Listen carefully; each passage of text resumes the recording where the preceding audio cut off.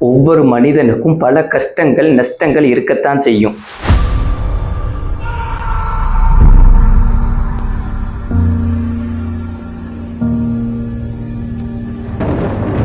ஆனா அதுக்கு எல்லாத்துக்குமே அல்லாஹ் ஒரு சொல்யூஷனை கொடுத்துருக்கிறான். அதை நாம தேடி கண்டுபிடிக்காம இருக்கிறோம்.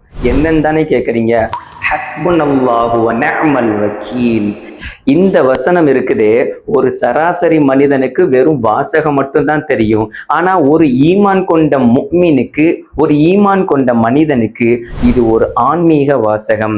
இது வெறும் வாசகம் அல்ல, ஈமான்தாரியினுடைய உள்ளத்தில் இருக்கக்கூடிய ஈமானிய வாசகம், ஈமானிய வாழ்க்கையாக இருக்குது.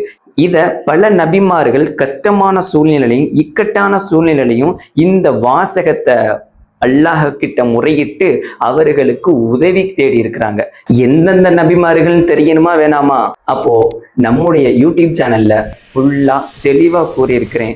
அதை கேட்டு பயன்பெறுங்க. மற்றவர்களுக்கும் ஷேர் செஞ்சு இதை பயன்பெற வைங்க. அஸ்ஸலாமு அலைக்கும் வரஹ்மத்துல்லாஹ்.